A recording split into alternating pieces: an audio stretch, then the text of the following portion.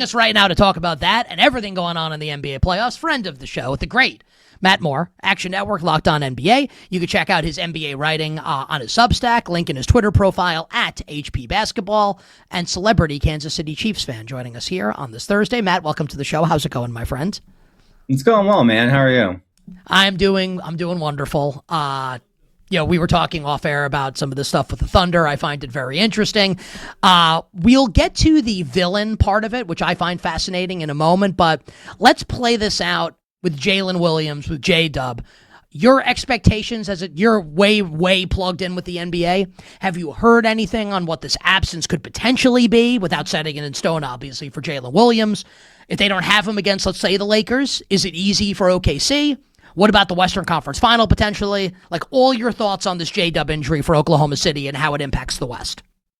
I think they'll be pretty patient. I think that they always feel like one of the things is that they built this roster specifically to have the redundancy to survive stuff like this. It's like, all right, J-Dub's out, so we need another creator. We got AJ Mitchell. Okay, we need some size. Okay, we got the other Jalen Williams that's available.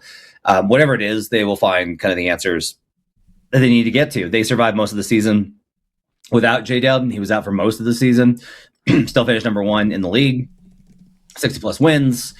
They feel very confident that their ability to get through it, and their mindset is always going to be like, there's no point in bringing him back and then having him go out again. Like, the hamstrings are so touchy, you don't let it heal, and you just go back out there, and it just goes again. This is the third time for him this season. So for him, I think that there's probably, I would not expect him back for the conference finals, but they're going to feel pretty confident they can make the conference finals, and then J-Dub can return at some point in that series. And they'll be really patient with him, but I don't know how much it's going to actually derail OKC.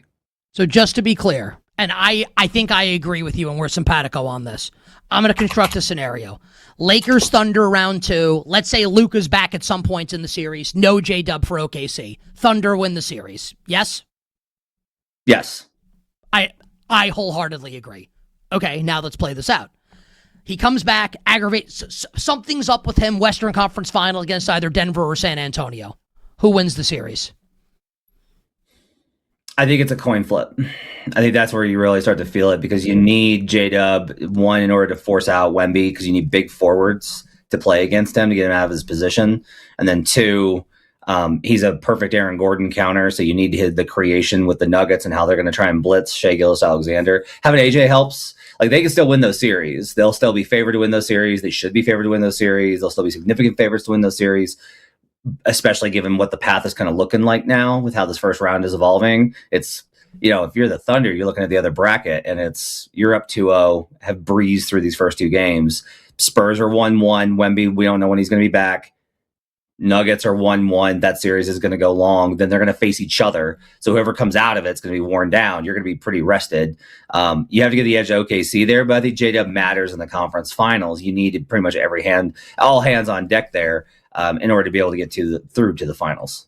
What did you think? And I only asked this just so people know, because Matt heard the end. He logged on a little early, and he heard the end of what I was saying about Oklahoma City to close last segment. That I think like their villain arc has not even really. And I've been saying this for months. That like I think this is what's going to happen. We had the Devin Booker post game, Dylan Brooks post game, kind of calling out the refs and the flopping, etc. What do you make of my assertion that the Thunder are about to become the biggest villains in sports as we progress into May and June?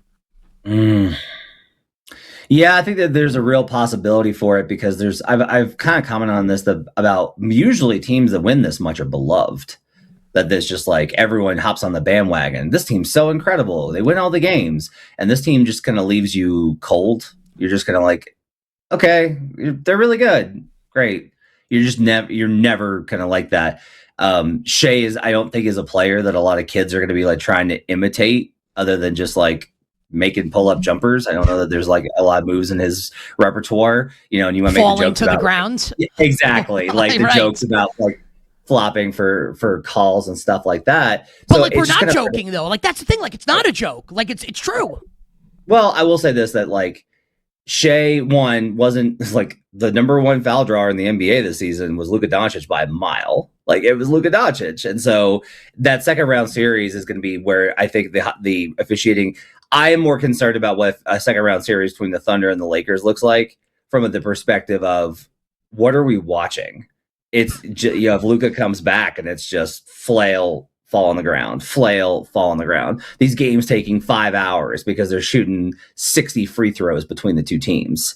Like, it's just, it has a potential to get really nasty. And I say that the Nuggets are the number one team in free throws this season. They're the number one team in free throws in the playoffs. Or, I'm sorry, they're top 5 in free throws. The Lakers are number 1. Can I interrupt you to say this? Because you're giving great facts, right? You are dealing in reality, right? Yeah. There's no questioning it, right? Yeah, I hear what you're saying. Perception is reality, though. Mm-hmm. And whether or not the Thunder take the most free throws, the perception is that they are floppers, and that SGA specifically is a flopper. Well, and not only that, but it's the combination of not only are they floppers, the SGA is a flopper, but then they maul you on the other end and don't get called for it. It's like Lou Dort's trying to Lou Dort's trying to trip you. Yeah, exactly. I just saw Lou Dort shiv a guy, and there's nothing, and Shai Gilgeous-Alexander just fell over because he got brushed, and you're just very confused. The villain thing, I think, is very accurate. In part, it's going to be weird because I'm not used to the small market underdog team with young guys being this kind of a villain, but I think you're right that they are going to kind of take that mantle as the team that everyone's just sick of by the time that we get through this run. And tell me, just Thunder Lakers, right? I think they're both up 2-0.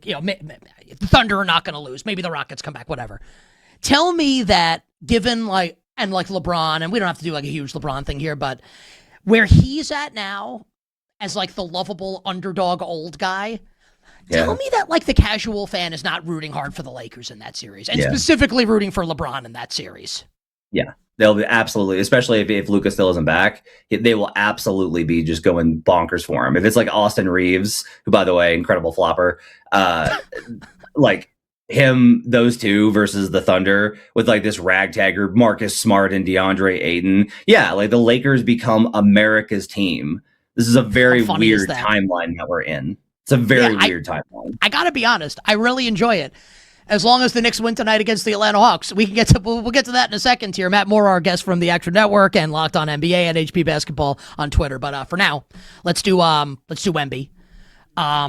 I got accused yesterday by a few listeners of kind of covering my bases because I was look, series is going to be tight, but I like the Spurs to win. Also, I don't know because it's kind of important. Maybe the best player in the league may not play. We'll see. What are you hearing about Wemby, if anything, and what are your expectations for the rest of this series moving forward with San Antonio and Portland? So he did cardio yesterday. He was going to have scans because they're concerned about. The implication I was given by people was that there was some concern over not only in the Spurs, just people around, that there was a concern about possible fractures that didn't show up on wouldn't show up on an X-ray. And I have no idea about the results of those scans. But if he's doing cardio yesterday, I'm going to kind of assume he's okay. And it's just concussion protocol. That's promising. He can probably come back by maybe game 4. If there's something that they found on the scans, that's probably game 6. And you're really? They find something on a scan and it's only 2 more games? Yeah, because the face doesn't matter. And this is one of the weird things with the NBA. And you notice this with Cade. His lung collapsed. Yeah, he was fine in 2.5 weeks. He's all right. But he's got knee soreness. Well, that's going to be, 3-4 weeks for him.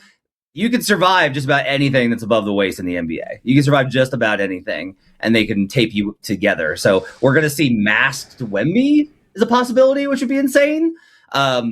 It's going to look like a 7'5" tall Batman. So that's going to be crazy. But I also, with the Spurs, I do think you're right that they're going to win this series. I liked Portland to be able to grab. I took them plus 2.5. I think they probably win one more game, either game 3 or game 4. And then, from there out, I think it's probably Spurs. Spurs will handle this because they're a much better team. But this is going to go a little bit longer than it needed to because of, really their meltdown in game 2. They have enough to win without Wemby. Their record has been great this year without Wemby. But obviously missing him, I think, is a huge factor. And you wonder about this interrupting his rhythm. And it's kind of this is going to be the first time he's going to have to deal with something like this. And we'll kind of see how he responds when he gets back. I'm going to construct a scenario for you. Let's say, whatever, he's back for game 5, game whatever. Games 3 and game 4 in Portland. Let's say that we get to the fourth quarter and the games are close. However you want to define that. They're up a couple, they're down a couple, 5-6 minutes to play. And a little as the clock progresses down towards the end. Who's taking the shots for San Antonio at the end of the game, in your estimation? It's a good question. Because if the answer is De'Aaron Fox, I have big time. I don't care that he won clutch player. I've got concerns about this if it's Fox. Okay, why? I don't think he's got it. I thought he was terrible in game 2. I think should be Steph Castle's team when Wemby's not on the court. I think this needs to be Castle. And it should be De'Aaron Fox. I don't trust him in these spots. I'd much rather have Castle take the shots. It sounds like you disagree. Yeah, because I watched Fox in all those Sacramento games over the last 4 years. He's one of the most consistent. He is one of the most consistent clutch guys in the league. Now, maybe his role with this team is different. Maybe Fox is different, right? Maybe like the things are just different with him now. One of the things I will say that I did a lot of research on this, and one of the things I thought was really fascinating is clutch is descriptive in the regular season. So like they're the same guys are consistent every year in the regular season in the clutch. Nikola Jokic, DeMar DeRozan, De'Aaron Fox. You could add Shea to that list now. All those guys. But it's not predictive. There's no correlation between regular season clutch success and postseason clutch success, in part because it's very small sample. But I don't know. Castle, a rookie in that situation, Castle gets a little bit over his skis a little bit sometimes. And I think that it gets really, really tough. So with De'Aaron, I think you have to like kind of trust him in order to be able to find the shot. De'Aaron's hit some big, big shots in his career, including in the playoffs versus the Warriors. So I would trust De'Aaron Fox. I think that's really interesting, and I will take that into account when I'm watching the games this weekend. Also, my favorite bet of all time in the history of every bet I've ever placed is Warriors Game 7 in that series against the Sacramento Kings. Let's turn our attention to the Eastern Conference. Knicks-Hawks tonight. I'd like to crawl under the covers. Who wins tonight with the Knicks and the Hawks, and why? It should be the Knicks. I like the Knicks slightly. I'm not going to play it. I don't have any sort of edge on the game. I think Quinn Snyder's done a really good job of throwing different stuff at them. It's very fascinating to me that their best lineup is basically going mega big small. So what I mean by that is their best lineup is their starting unit, but you take Dyson Daniels out and you put Jonathan Kuminga in, and that has flambéed the New York Knicks, and they have no counter for it. Mike Brown is falling into a very classic trap, which is, oh no, they've gone small. We've got to counter them, as opposed to being like, we're going to absolutely big brother you. We are going to bully you. He has played Mitch Robinson and Karl Anthony Towns a combined 6 minutes in this series. That's nuts. They have no center. And they're doing crazy stuff like playing Mitch Robinson at the level, which leaves their backline rim protection open. They're playing Karl Anthony Towns without shooters around him, so they can't space effectively. They get wound up with foul trouble, so he played lineups without Brunson or Towns. Like, the lineups have been crazy for Mike Brown in this series, and I have a lot of respect for Mike Brown. But at the end of this, it's just like the Knicks should be able to find a gear that is higher here. The Hawks found one and got C.J. McCollum and Nickeil Alexander-Walker. I actually thought sneakily was amazing in the fourth quarter late in that game.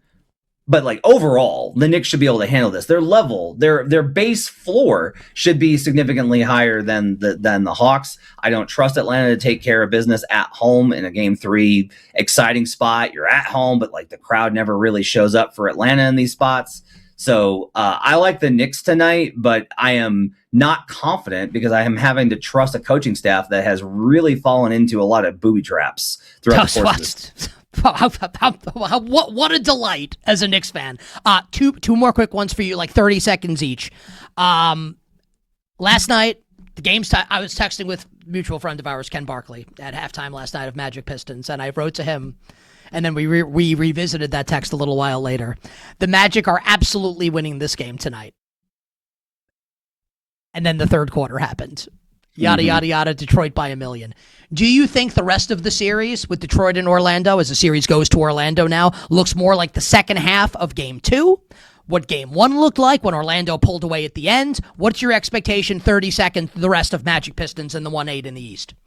I kind of think there's probably some value on taking Pistons to sweep out to win the next 3, based off of the fact that what the Magic did in the Hornets game and then in the first game is just like, that's not how they've been at all. They have not been this team at all at any point this season. So I don't trust Orlando to keep playing like an actual competent basketball offense. I don't trust them in any sort of regard. And I think Detroit probably settled down, figured out some stuff. They got their swagger back. That's really helpful, I think, going back to Orlando. I like Detroit. I think that Detroit has reestablished control of the series.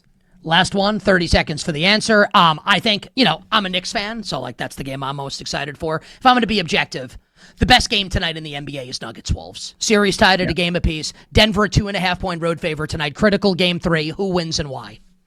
I like Wolves alts. I love the Wolves tonight. I think the Wolves are going to run them out of the building. I think the Nuggets win the series. So I like Nuggets. I like Wolves game 3, Nuggets win series.